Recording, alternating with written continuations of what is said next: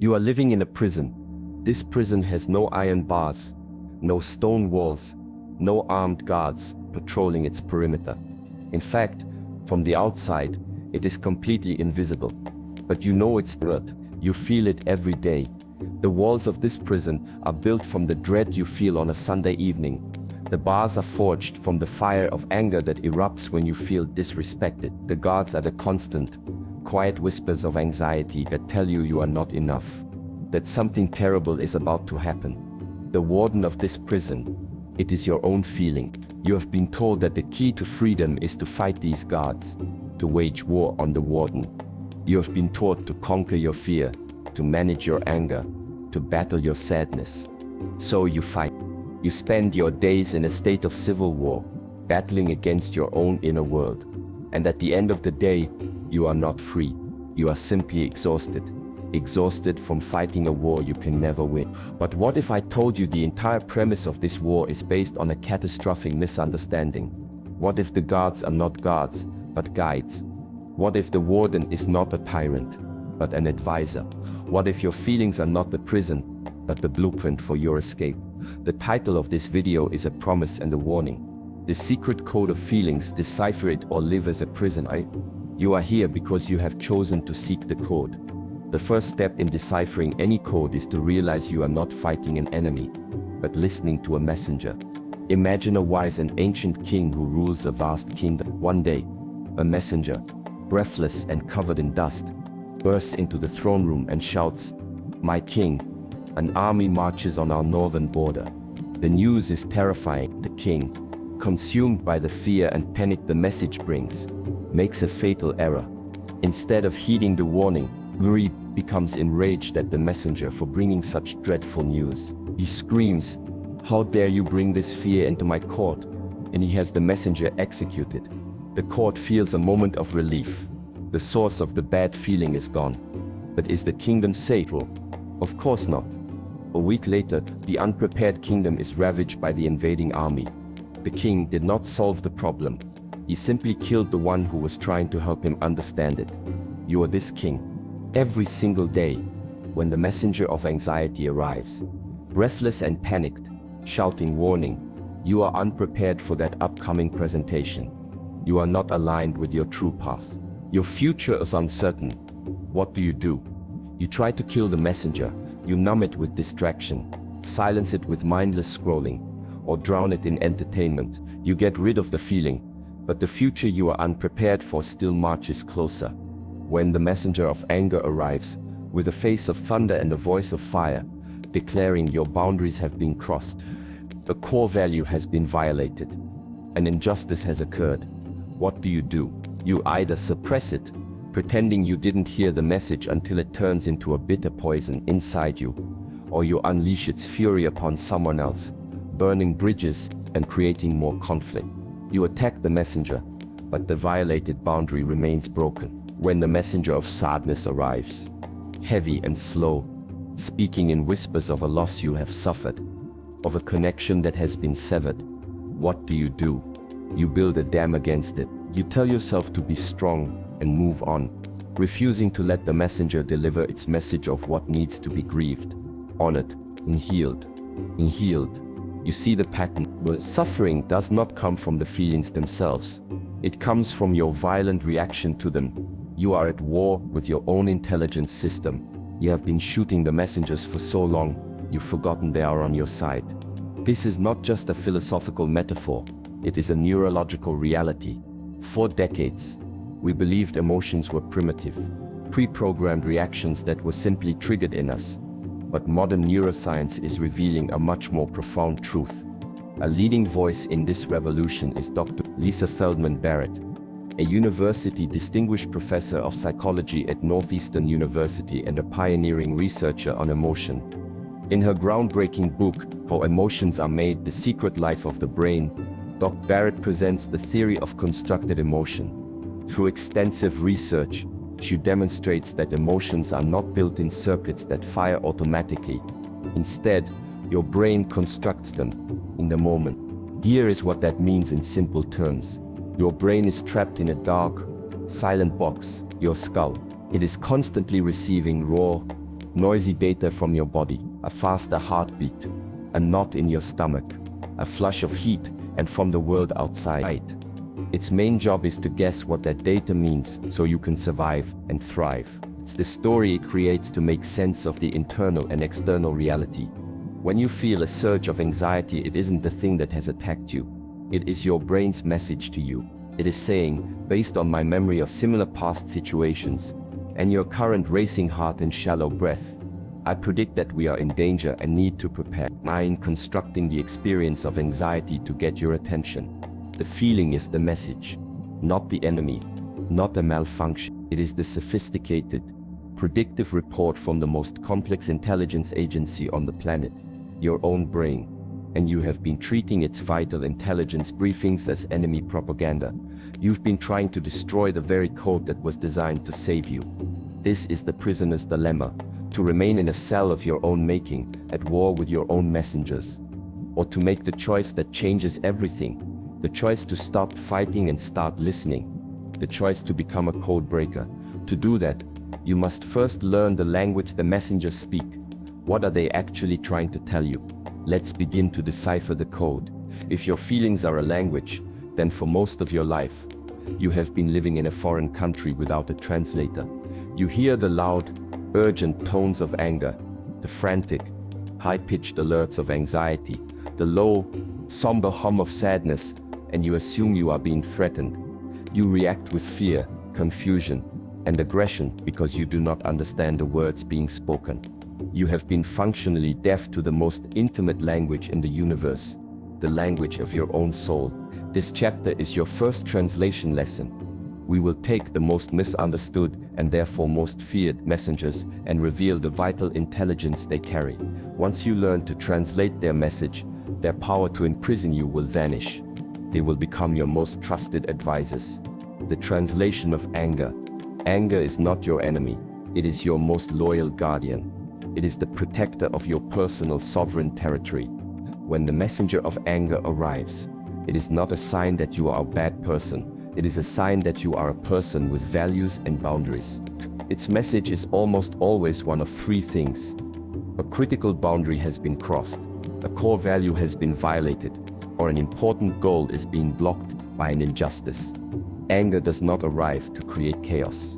It arrives to provide you with the raw, powerful energy required to restore order. It is a biological and spiritual call to action, to defend what is sacred to you, to speak up, to protect your integrity. When you suppress it, the boundary remains broken. When you misdirect its energy at others, you become the invader of their territory. When you translate its code, you use its energy to have a difficult conversation, to say no with conviction, or to find a strategic solution to the injustice. The translation of fear and anxiety. Fear is not a sign of weakness. It is your master strategist. It is the scout you send into the future to map the terrain. The messenger of fear arrives to deliver intelligence about a potential threat.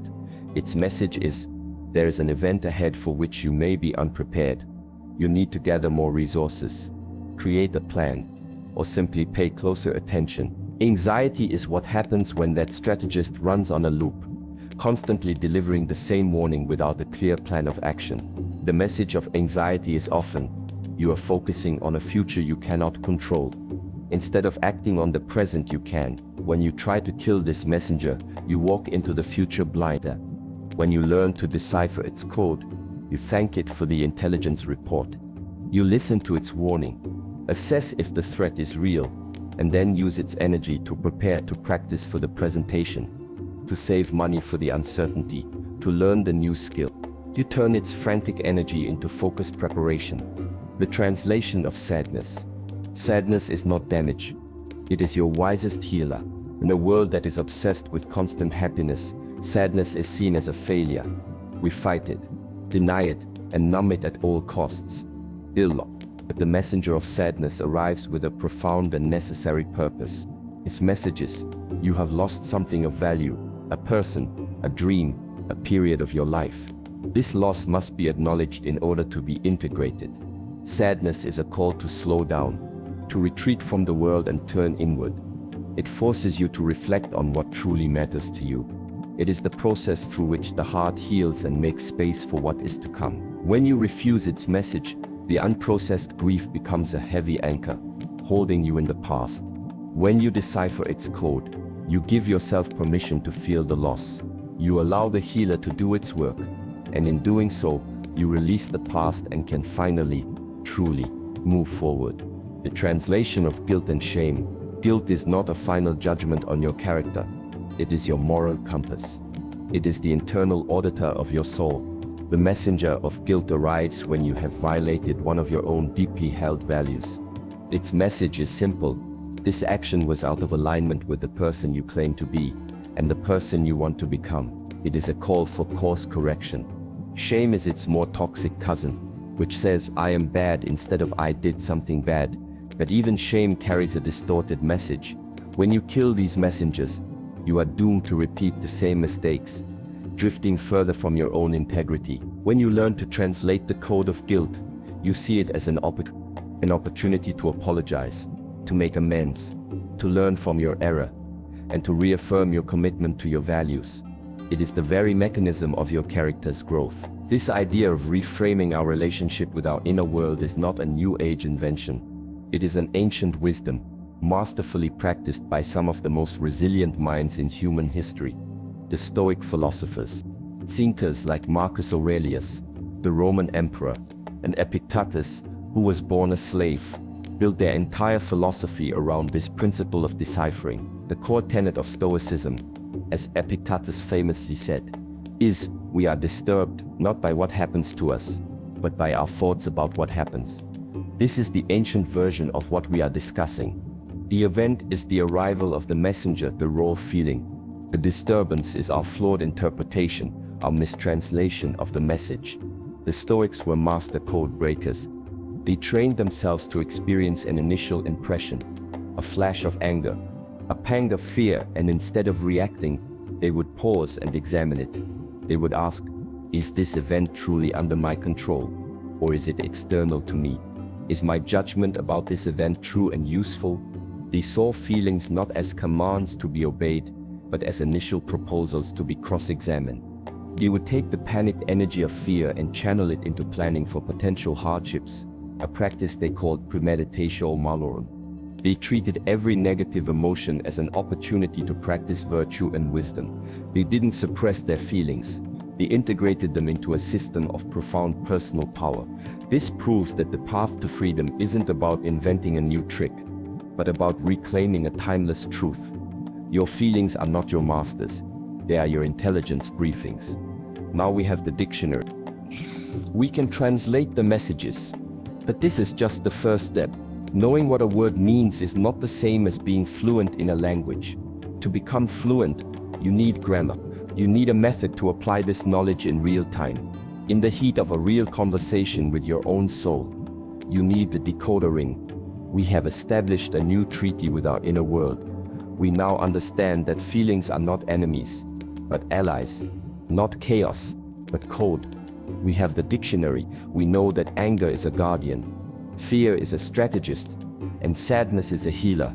But knowledge alone is not transformation. A person with a dictionary can look up words one by one, but they cannot speak a new language. To become fluent, to navigate the world with this newfound understanding, you need more than definitions. You need grammar. You need a system. This chapter is the practical heart of our journey. I am now going to give you the tool that makes all of this knowledge useful in the heat of the moment. This is the mechanism that allows you to pause the battle, translate the message, and choose your freedom in real time. This is your decoder ring. The decoder ring is a simple, three-step process. I encourage you to memorize its name, for it is a powerful anchor in itself.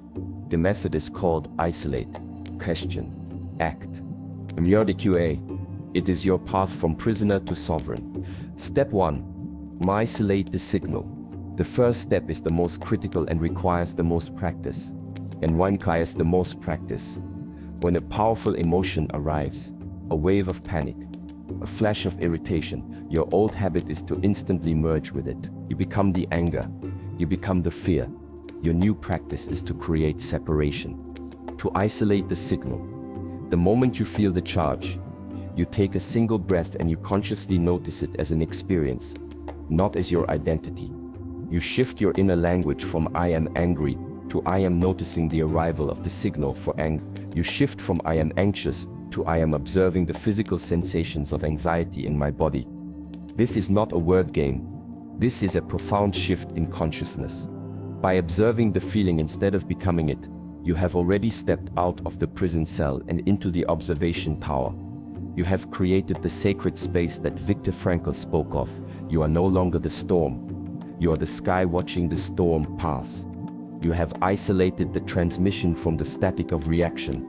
And now, for the first time, you can actually hear it. Step 2. Question the messenger. Once the signal is isolated, you do not judge it. You do not fight it. You do not try to make it go away. You do the one thing you were never taught to do with your feelings. You get curious. You respectfully question the messenger.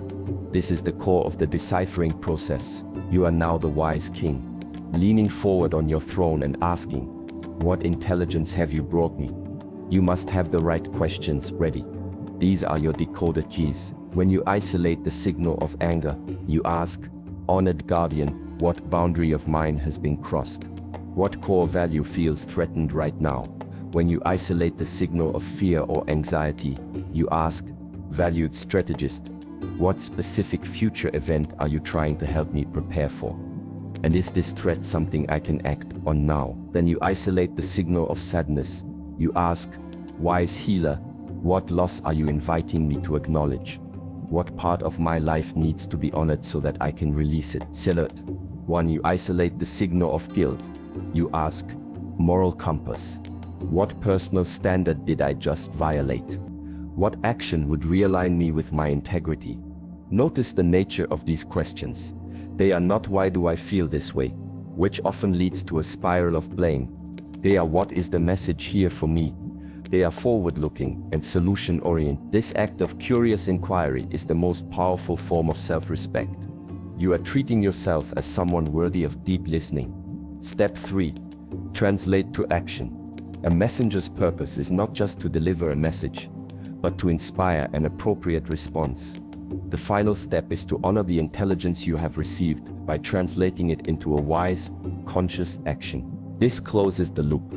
It assures the messenger that it has been heard, so it doesn't have to keep shouting at you. Anger's message deciphered. My colleague crossed a professional boundary by taking credit for my work. Wise action. Instead of gossip or silent resentment, you decide to schedule a calm, private conversation to re-establish that boundary clearly and professionally. Anxiety's message deciphered. I am anxious because I feel unprepared for the upcoming exam. Wise action. Instead of procrastinating or panicking, you create a structured study plan for the next 3 days, breaking it down into manageable 1-hour blocks. Sadness's message deciphered. I feel a deep sadness over the end of a friendship. Wise action. Instead of distracting yourself, you allow yourself one evening to look at old photos, listen to music that reminds you of that time, and write down what the friendship meant to you, honoring its importance in your life. The action does not have to be monumental. It simply has to be conscious and aligned with the deciphered message. Through this 3-step process, isolate, question, act, you have transformed a moment of potential imprisonment into an act of profound self-mastery. This decoder ring method is not just a nice idea. It is a direct application of a well-researched and powerful psychological tool. It is a form of cognitive reappraisal, a concept extensively studied by leading researchers like Dr. James Gross, a professor of psychology at Stanford University. Cognitive reappraisal means to change the way you think about a situation in order to change its emotional effect. The question the messenger step is a masterclass in the draw. You are actively reappraising the situation. The arrival of anxiety is no longer appraised as a catastrophe. It is reappraised as a signal to prepare. The arrival of anger is no longer appraised as an attack on my peace.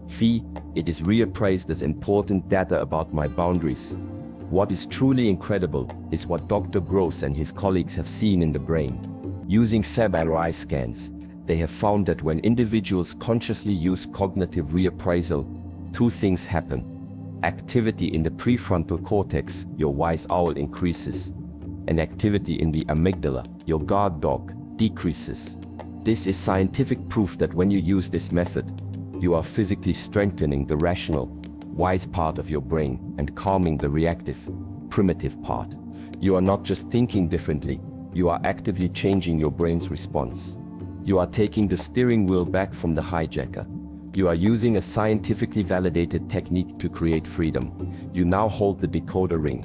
You know the method, but there is one final stage. How do we go from being a person who uses this tool to a person who is a code breaker? How do we make this practice our new nature? That is the final decree. You now possess the decoder ring. You now possess the decoder ring. The method of isolate, question, and act is yours. It is the key that unlocks the cell door. But freedom is more than just an open door. True freedom is the decision to walk through it and never look back. It is the choice to dismantle the prison and build a palace in its place. Many people learn a new technique, but few integrate it into their very being. The final chapter of our journey is about this sacred integration. It's about how to move from being a person who uses the code to a person who is the code breaker. It is the path from a freed prisoner to a wise and powerful sovereign. Think of a person who has been recently crowned king or queen. Their new title doesn't magically grant them the skill to rule. The first day, they still feel like the prince or princess they were yesterday. Their sovereignty is not earned by the crown they wear, but by the daily decisions they make. When they receive an intelligence report from their spies and message, they must choose to respond as a ruler, not as a frightened commoner.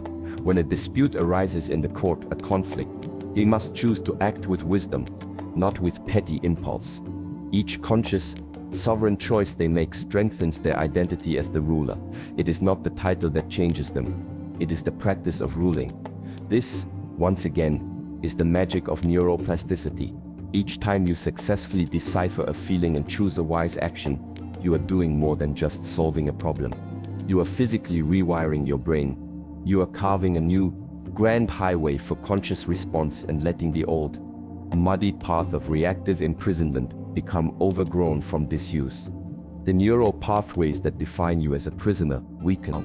The pathways that define you as a sovereign become stronger, faster, and eventually, your new default state. You are not just changing your mind, you are upgrading the very architecture of your brain. The guard dog learns that the wise owl is now in charge of the kingdom, and it begins to work with it, not against it. But there is one more element needed to secure your throne. It is the single most powerful force in shaping human destiny, the power of expectation. There is a famous psychological phenomenon known as the Pygmalion effect, first brought to light in a landmark 1968 study by Dr. Robert Rosenthal at Harvard University. In the experiment, teachers were told that certain randomly selected students were intellectual bloomers who were poised for great academic growth. The results were astonishing. Those students, who were no different from their peers, showed significantly higher IQ gains over the school year. Why? Because the teachers' belief in their potential changed everything. The teachers subconsciously gave them more attention, more challenging material, and more encouragement. The teacher's expectation became a self-fulfilling prophecy. This is the final key to your kingdom. What you truly expect of yourself, you will become. If you continue to expect yourself to be a prisoner of your emotions, you will subconsciously look for evidence to prove that belief true. You will stumble at the first hurdle and say, "See, I knew I couldn't do it." But if you begin to truly expect yourself to be a codebreaker, a wise sovereign of your inner world, your entire system will begin to align with that expect. You will treat a moment of reactivity not as a failure, but as an opportunity to practice your new skill. You will treat your emotions with the curiosity and respect a ruler gives to their advisors. Your belief in your own sovereignty is the decree that makes it so. And so, our journey together comes not to an end, but to a beginning. The real journey is now yours. It begins not with a grand battle, but with a quiet shift in identity. It's a choice to see yourself differently, to expect more from yourself, not with pressure, but with promise. I am curious. After hearing all of this, after understanding the code and holding the key, what does the sovereign version of you look like? What one quality does that version of you embody most? Perhaps the word that comes to your mind is clarity. Perhaps it is courage. Or maybe simply peace. If a word comes to you, feel free to share it in the comments. Think of it not as a comment for a video, but as the first entry in your new royal ledger, a quiet, personal note to yourself about the kingdom you are now ready to build. The code is no longer a secret. The messengers are waiting at your wise counsel. The throne of your mind has been vacant for far too long. It is waiting for its rightful ruler. Welcome to your reign.